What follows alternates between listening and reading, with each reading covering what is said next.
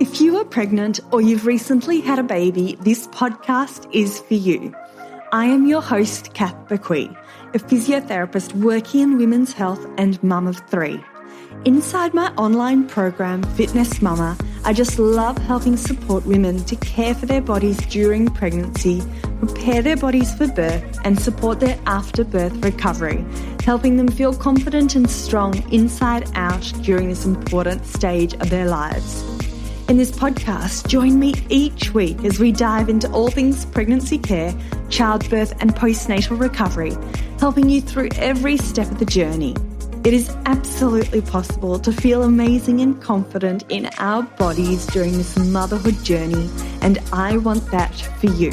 Come and say hi to me on Instagram at @fitnessmama, and let's dive into today's episode. Hello and welcome back to the Pregnancy, Birth and Recovery podcast. Today we're doing Spilling the Milk with Rachael. So I'm chatting with Rachael about her pregnancy journey, about her birth story, and about her after-birth recovery. So Rachael shares her experience with strep B or GBS during pregnancy. She talks us through her relatively short labour. She talks us through her birth preferences, and she really did do quite a lot of research and specifying her birth preferences, which was really interesting to hear about. And all in all, beautiful, positive birth story with a few hiccups along the way that her and her husband managed really well.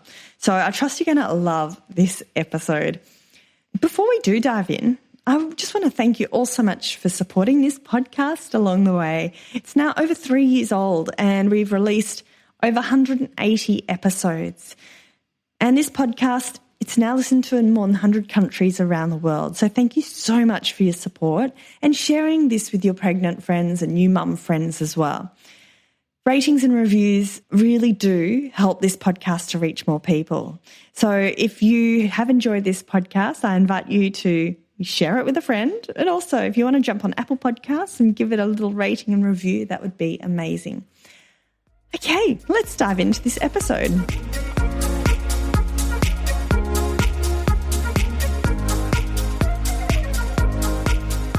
Rachael, thank you so much for joining me today on the Pregnancy, Birth and Recovery podcast to share your journey and I guess your story into motherhood. So welcome. Thank you. Happy to be here.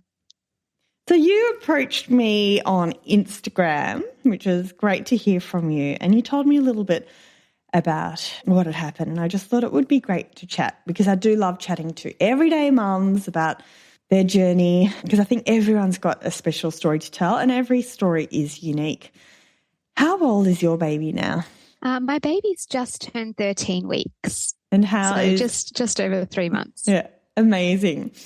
Take us back to when you became pregnant. Had you been trying for a while? Yeah, so my husband and I had been trying kind of on and off for about 12 months and, just doing it the whole natural way. I didn't want to use any kind of ovulation kits or anything like that. We just thought we'll see what happens if we don't try, so to speak. And we didn't have any success. So then I purchased some ovulation kits and started doing that tracking and downloaded an app to help me better track my cycle. I'd been on birth control for quite a long time. I was on the pill for quite a few years leading up to it. Initially for period pains and then for anxiety management.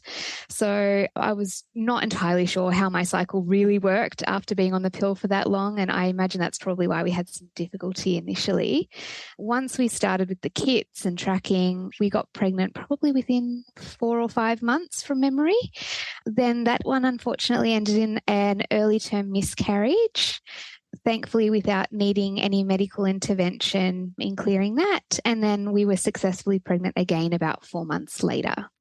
Okay, so how long was that from start to your second pregnancy? Probably about 2 years. 2 years, okay. Yeah.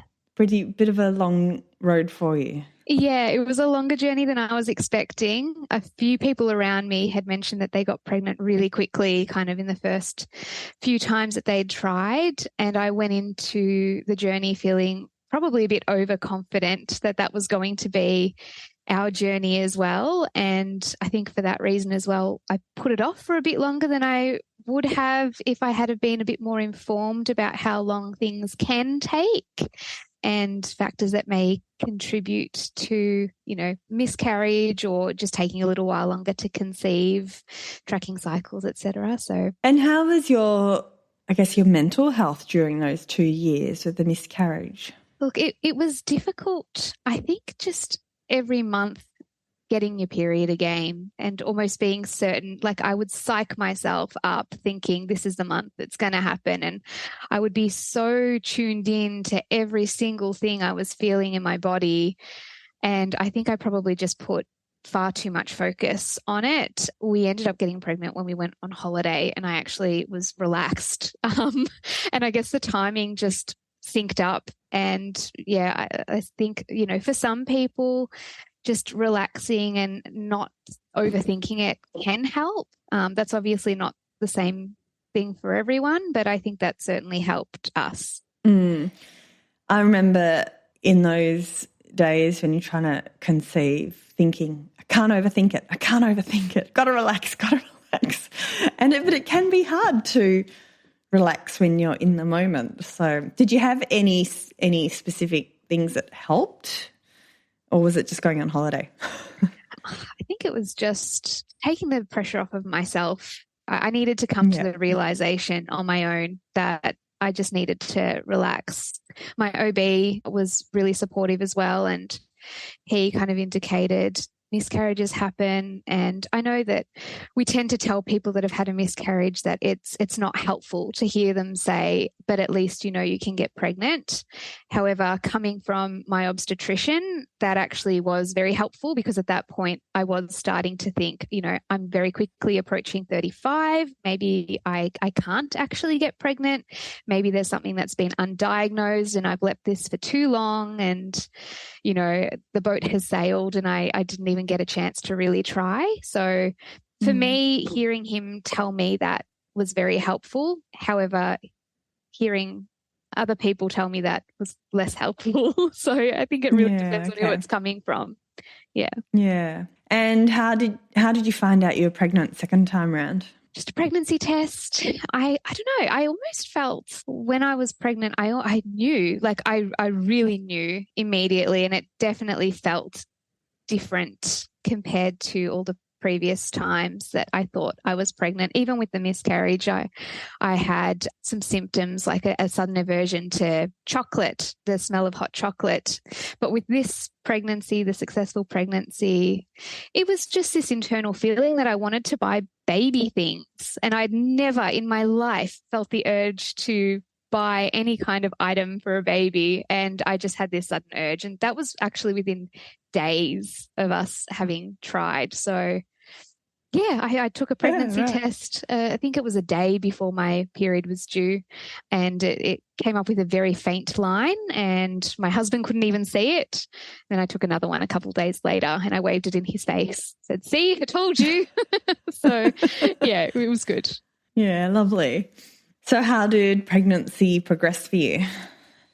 Luckily, I had a really good pregnancy. It was fairly easy. I didn't have a lot of symptoms, uncomfortable symptoms anyway. I just had some fatigue very early on and a little bit of nausea.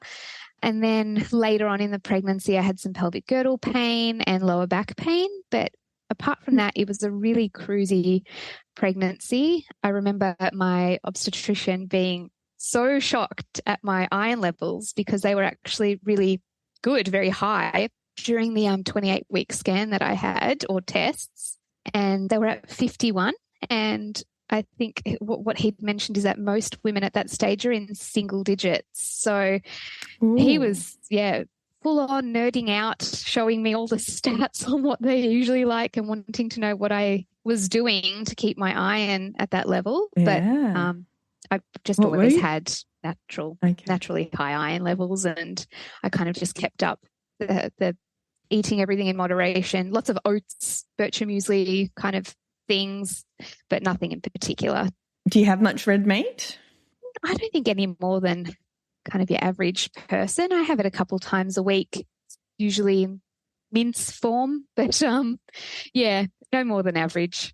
And what stage, so you're at 28 weeks, you find out you've got good iron levels, so that's a bonus. At what stage did you start to think about birth, your upcoming birth, and thinking, okay, perhaps I need to prepare myself, or not? Did you not? That was a leading question. I shouldn't have asked that. It's okay. It was probably, I know I started watching a lot of YouTube videos as I neared the third trimester, a little bit about, what to expect, what to maybe include in a birth plan or birth preferences, as the hospital I went to suggested we call it, because plans are kind of setting yourself up for failure, whereas a preference will better help you to think about what you would like in an ideal situation and come to terms with it a little bit easier if it doesn't exactly go along those lines. So yeah, I'd say as I neared the third trimester, I started thinking a lot more about labour, what kind of pain management I wanted, packing the bags, talking to my family about who would take care of our dog and things like that. And just out of interest, because you're the first I've heard of who used YouTube as the media platform of choice to gather all that information. Did you find a lot on YouTube? I did. A lot of it was actually American though, which is obviously very different with their medical system and hospital system compared to Australia. So I did find it very hard to find information from Australian vloggers. I did find a couple, some from midwives. As much as possible, I do try to find the information from medical professionals, and then some supplementary information just from, your general female recounting her birth story and what she found helpful. But yeah, I think it was just because I was spending so much time on the couch, and at work I was doing a lot of reading. So really by the end of the day, I didn't want to be on a small screen or reading books, because I did that all day, every day. So YouTube was just my leisure, my break, and I found myself gravitating. Yeah. Yeah, okay. So you were checking out YouTube quite a bit. You were thinking about your birth preferences. Were there any specific birth preferences you were after? Yeah, I think the big token one for me was I did not want epidural under any circumstances. I don't like feeling out of control. And for me, knowing that there was a chance that I might not have full feeling of any part of my body really frightened me. I know that they can change the dosage of the epidural. So, some women can still feel what's going on, but it wasn't worth the thought and the panic for me. So I just straight up indicated no epidural at all, unless, my OB thought that it was absolutely necessary and I wasn't going to make it without. I wanted to be fully in control of my body. And were there any other birth preferences that you indicated? But even if they're not, I guess big preferences, and I say that in air quotation marks, but yeah, there were a few things like wanting to use a fit ball during labour, wanting to use a shower, preferences around the golden hour, making sure that my baby was put straight on my chest when she was born, that my husband would cut the cord. What else had I put on my birth preferences? I was open to the use of morphine and nitrous oxide, but that would kind of be dependent on circumstance. Wanted it offered to me, but I didn't want it kind of pushed on me. I wanted to be encouraged to drink water very regularly and use the bathroom regularly, because I read that helped also with recovery and just hydration throughout labour. I think they were the main birth preferences I had. And how did you go about communicating them with your team? Yeah, so I had a conversation with my obstetrician initially. He just wanted to know about the kind of more medical side of things. So me not wanting the epidural was mainly what he was interested in. In relation to when I was at the hospital in the birth suite, I had actually emailed myself a copy of the birth preferences, and then I just forwarded it on to them when we were in there, and they read it there and then for me. Oh, good idea. Okay, tell me about the lead up, or tell us, I should say, about the lead up to your birth. Okay. So I should probably mention that I had received a positive status strep B, which is also known as group strep B. And basically, I don't know if you want me to go into what Go that for is. it. So it's a type of bacteria that naturally lives in our intestines, urinary and genital tracts, and it comes and goes throughout your life. Now, I'm not a medical professional, so I'm just recounting the information that I remember my obstetrician gave me about it. So, And we're actually, for anyone listening that's interested, we're going to chat to an obstetrician. I'm just in the pipelines of organising the recording date. We're going to talk all about GBS. But yeah, so it's exciting. So, but keep going, Rachael. That would have been really helpful for me pre-pregnancy because I was actually really stressed when I found out that I had tested positive to GBS. But it's actually apparently very, very common. 1 in 4 pregnant women actually carry the bacteria. I'm told that it's largely harmless in adults, but it's very dangerous for newborns and for adults with chronic conditions as well. Most people don't even know that they have it. But what stressed me out the most was, I suppose, the lack of available information, or not available information, the lack of conversation around GBS. So despite the fact that apparently 1 in 4 women carry it, I have had so many friends that were pregnant, and at no stage has anyone ever mentioned GBS. And I don't know, I think maybe it's just because it's a bacteria, it sounds a bit gross, and, you know, kind of maybe in the same way that STDs or STIs aren't really spoken about too openly, maybe GBS is also avoided because it's not something that you really brag about or, you know, are proud of. It's a bacteria. So I was calmed down quite a lot by my obstetrician, who assured me that it was perfectly fine, very manageable. And basically all I would need to do is make sure that as soon as I went into labour, I called the hospital and immediately went in. So there would be no labouring at home for me. That was my advice. And that's ultimately what I had to do when my waters broke. So just called the hospital straight away and went straight in. Okay. And where were you when your waters broke? So my waters broke in the evening on, I think it was a Saturday night, which was very convenient. I was actually at my parents' house waiting a family dinner with my parents, my sister, her partner. I was sitting on there on a bench seat talking to my sister, and I moved forward in the seat to say something, and all of a sudden I felt a pop. And the pop was followed by quite a gush. So I had been told not to expect waters breaking to be like a movie moment, but it was a movie moment for me. I remember putting my hand up to kind of pause my conversation with my sister as I processed what likely had just happened before I ran into the bathroom to investigate. And that's how I confirmed it was my waters. Yeah, wow. And how many weeks were you here? I was 39 weeks and 6 days, so a day before my due date. Yeah. And were you sitting on carpet? Like, did it go everywhere, or was it pretty contained? No, thankfully it's floored tile and I was wearing jeans and a precautionary pad. So I was fine. It didn't go everywhere, and I had spare pads in my bag and everything to avoid any mess. Well, that's one way of having an eventful family dinner, isn't it? Yeah. So you called the hospital, you left the family dinner. Mm-hmm.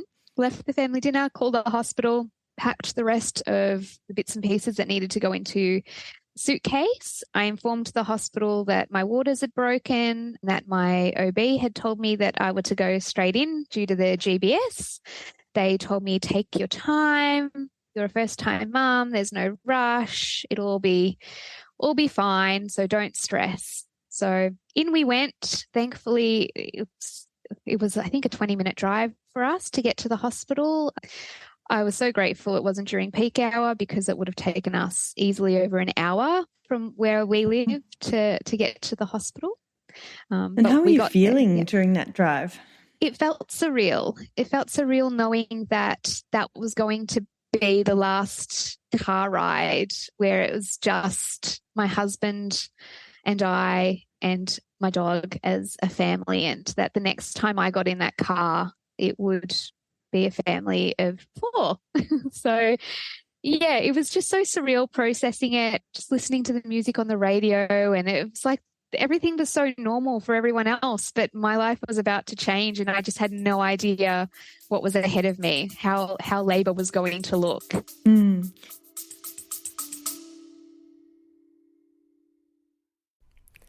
This episode is brought to you by Baby Bee, Australian-owned and designed prams combining quality, safety and style.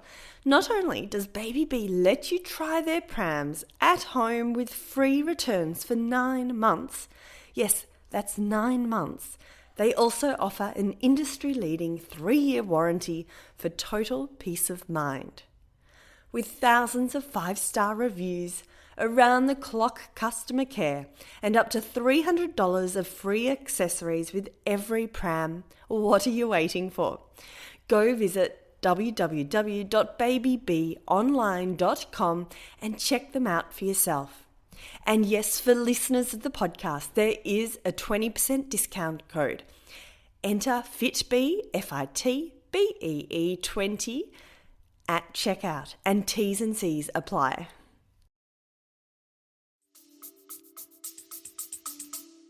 So were there any surges coming at this stage, or how were you feeling in your body? No surges, all relaxed. I just kept feeling the liquid continue to come and I was sitting on a towel in the car as well. So I've given some advice to other pregnant friends of mine. Make sure you've got a towel on the seat in your car because you don't know if your waters break, how much is going to come.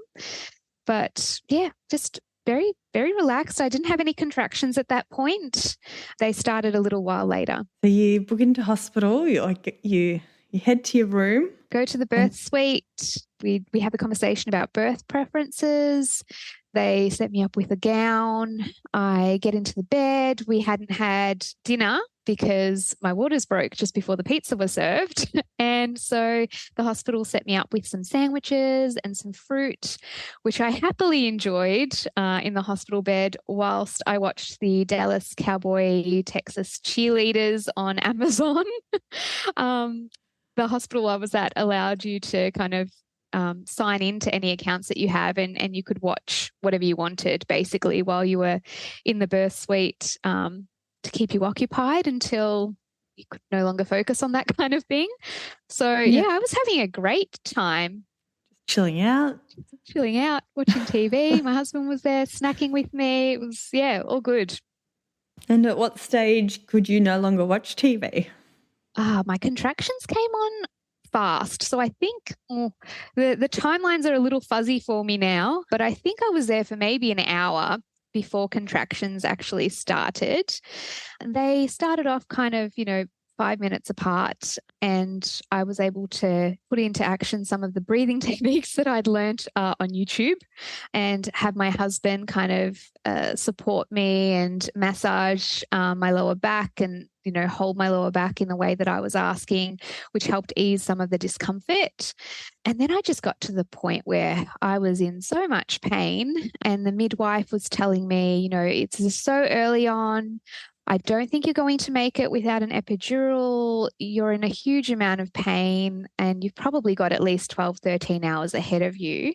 So, we're really encouraging you to think about an epidural. As I'd indicated earlier, I was sure I didn't want an epidural. So I said, absolutely not. Come up with another option for me. So she suggested some morphine and sleeping tablet. I wanted some time to think about it. So I went to the toilet. They told me, whatever you do on the toilet, just even if you have the urge, don't push. So I thought, okay, that's a strange thing to say when you've just told me I've got 12 to 13 hours ahead of me, but fine. So I went to the bathroom. When I came back, they were still encouraging me to take the morphine and the sleeping tablet. So I agreed, and they tucked me in effectively and said, we'll see you at 4 a.m. or something similar to that, 2 a.m., night. And when you wake up, you'll have the energy to get through your labor. Not even 5 minutes later, the pain just became excruciating. I remember trying to find the nurse call button on the side of the bed, and I couldn't focus enough to find it. So my husband pressed it, and the midwife came back in, and she seemed very confused at the way I was reacting, my pain levels, and at that point asked to check my dilation. And I said, yes, of course, do what you need to do. And it turns out I was actually already 9 centimeters dilated. So I probably didn't need the morphine at that point or the sleeping tablet. But that's where that was. Okay, so you just had a sleeping tablet, ready to go to sleep and have a bit of a nap. You ended up being 9 centimeters dilated instead. Yes. Talk us through those next few minutes and hours. So perhaps understandably, a lot of that time is quite a bit of a haze for me because of the effects of the drugs. So a lot of it I can't remember in detail. My husband has filled me in on a lot. Apparently, I was in and out of consciousness whilst I was pushing. So I do remember snippets kind of coming to and seeing the midwives telling me to push and how to hold my legs and how to breathe. And I know I was receiving nitrous oxide, which at that point, I don't know if it was really doing anything or if it was just helping me regulate my breathing, but I was thrilled to have it. And I was only in active labor for, I think, 5 hours. So she was delivered at 4 a.m. So my waters broke at 6:30 p.m. the night before. She was delivered at 4 a.m. And so much of that labor is a haze to me, which has been difficult for me to come to terms with in some ways. But I still consider it quite a positive birth story. You know, I was present. I could feel my faculties. I knew what was going on despite coming in and out of consciousness. I was still there for it, so to speak. And I do were you remember just having naps in between? Apparently pushes? Micro naps. That's how my husband described it. I would kind of close my eyes and seemingly nod off to sleep. And then a few minutes later, I would start breathing very rapidly and heavily, and then my eyes would open and would start pushing and following, the prompts of the medical staff. Yeah.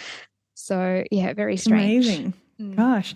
And how long were you pushing for? Can you remember the pushing phase? No, I have no recollection of how long I was pushing for. I don't think it was overly long. My husband thinks it was maybe around an hour. I don't know.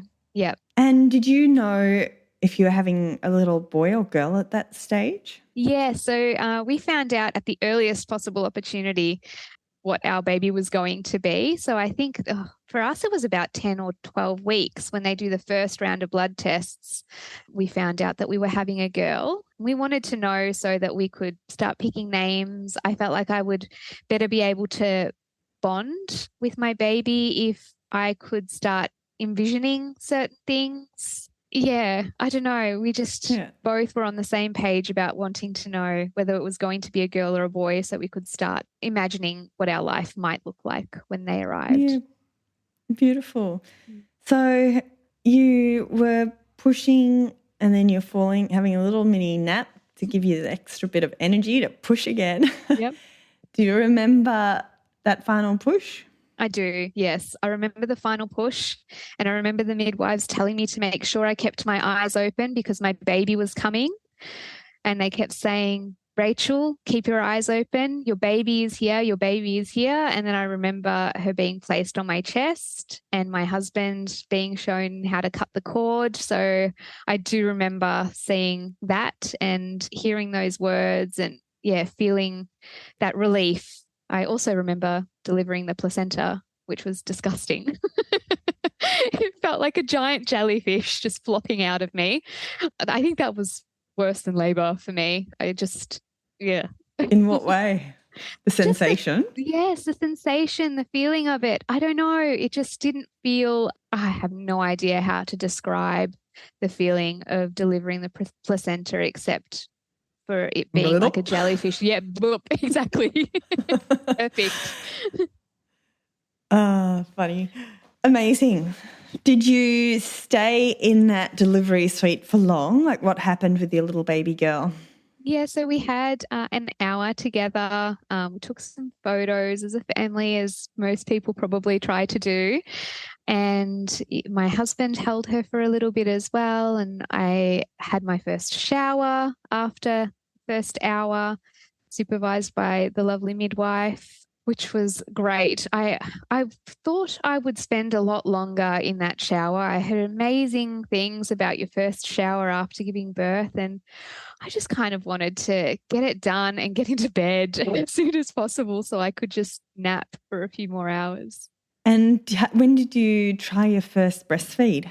The first, well, it was hand express colostrum initially, which was basically immediately after the birth. The midwives were helping me do that. And it was probably on day, I think it was day 2 or day 3, I attempted breastfeeding, which was a slow process for us. She had some trouble latching. Basically, she would just flick her tongue up every time she approached the nipple or would suck in her bottom lip. So it was a little difficult to get her to breastfeed initially, but there was a really great lactation consultant who came in pretty much every day whilst I was in the hospital. And I was there for 4 nights, 5 days. And yeah, it was great. We got the support that we needed. And by the time we left, I was breastfeeding, and we were also doing some formula feeding as well because she'd lost more than 10% of her body weight. So we were just trying to get her weight back up. But yeah, it was all good. Yeah, great. And remind me, in terms of the birth, you had a small episiotomy, is that right?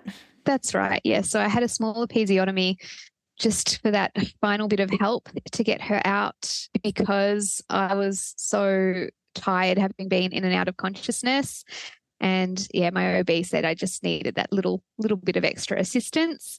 I could actually feel all of the stitches afterwards. Unfortunately, the anaesthetic did not work on me, despite them trying a couple of times to add some extra anaesthetic. So my poor OB was apologising with every stitch. It was actually kind of sweet. I've never heard a doctor apologise so often before. He's like, I'm sorry. It'll be over soon. I don't know why it didn't work. Apparently that just happens with some people. And how did it feel when he was putting the stitches in?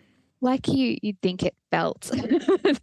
I do some cross stitching as part of as a hobby of mine, and it felt like cross stitching sounds. So for anyone that's familiar with that. But it didn't last too long, and I think, I had a little bit of adrenaline coursing through the veins, and I knew it needed to be done, and it was temporary. So, yeah. And you're telling me all this with a big smile on your face. So thankfully, past, yes. Yeah, it hasn't had long-lasting effects. No. So all in all, a beautiful, positive birth story. Would you consider?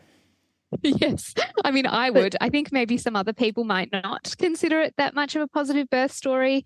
But yeah, look, I came out of it feeling like I'd had a great pregnancy. My labour was fairly quick for a first-time mum.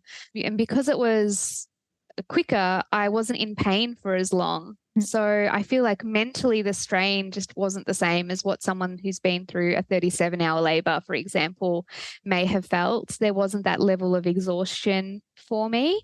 And yes, whilst we had, the issue with the medication when I was already quite dilated, the staff was still really excellent. And I've since been in contact with the hospital to, discuss that with them and make sure that that's added to their protocols, that an assumption shouldn't just be made because someone's a first-time mum, that labour will take a while and that it should be a procedure to check dilation before the administration of heavy medication like morphine and sleeping tablets.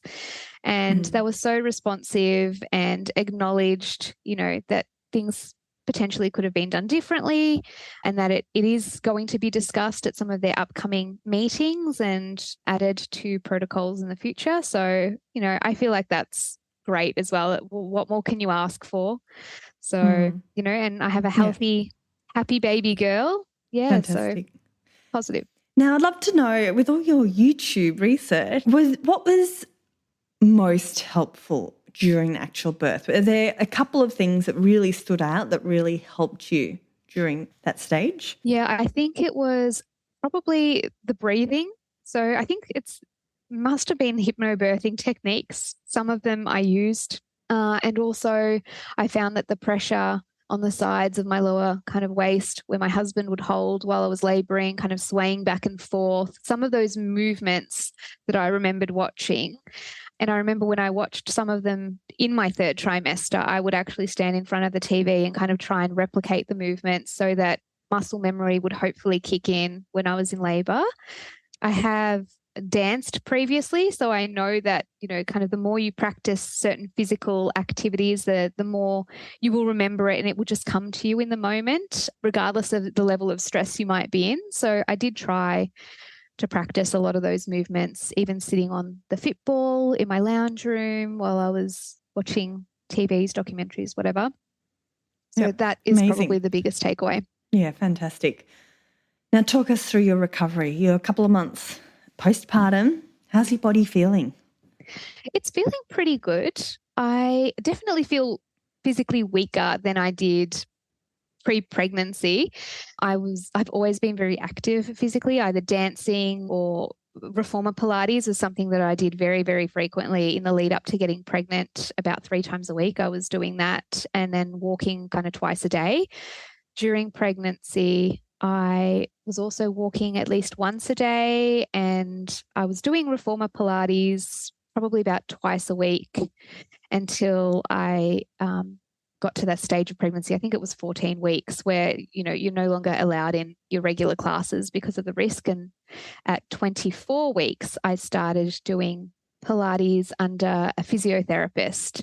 So it was physio guided Pilates, which I think helped me a lot in kind of preparing my pelvic floor for birth as well.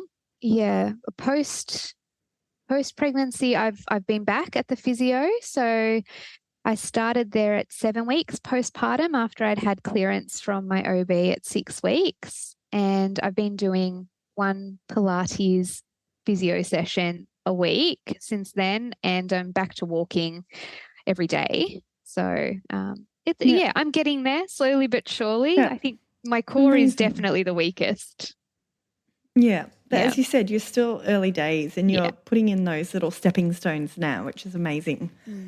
Okay, to wrap this up, Rachael, 3 tips for pregnant mums or new mums listening today. 3 tips. Based on your experience. Yeah, what really helped you? Okay. Oh, gosh. 3 tips. I should have warned you. You should have warned me. I would have put some more thought into this in the lead up. Just 1 tip will do. No, I think I can probably come up with 3.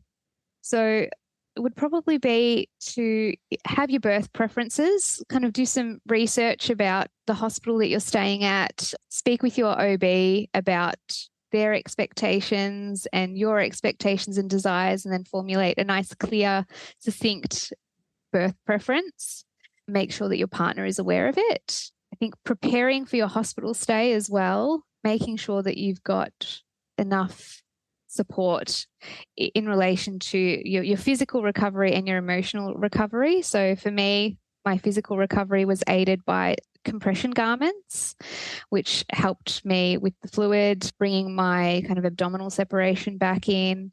I also used padsicles, which are pads and you snap them and, they're cool and icy. I found those very helpful, and taking kind of the medications that work best for you. And then by way of emotional support, I had my family around me. So for the first 6 weeks, my parents and my sister would come over and assist with a lot of their house duties. So my husband and I could focus on the baby and my physical recovery. Oh, amazing. I think that's it. Yeah. Maybe a good playlist during labor helps as well. I was listening to soft classical music during my labor, which really helped to put my mind at ease.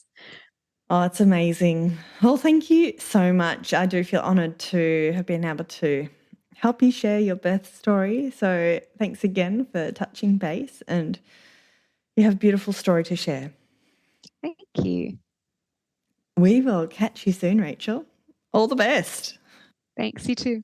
And before I sign off, remember my team and I will be putting together the show notes for this episode with all the links at fitnessmama.com/podcast. And thanks again once more for sharing this podcast with a friend, or if you want to jump onto Apple Podcasts and leave a rating and review, I would be so grateful. Have a fabulous day, everyone, and I look forward to you joining me very soon for another episode of the Pregnancy, Birth and Recovery podcast. Thanks for listening to the Fitness Mama podcast, brought to you by the Fitness Mama freebies found at www.fitnessmama.com/free. So please take a few seconds to leave a review, subscribe so you don't miss an episode, and be sure to take a screenshot of this podcast, upload it to your social media, and tag me at Fitness Mama so I can give you a shout out too. Until next time, remember, an active pregnancy, confident childbirth, and strong postnatal recovery is something that you deserve. Remember our disclaimer: materials and contents in this podcast are intended as general information only and shouldn't substitute any medical advice, diagnosis, or treatment. I'll see you soon.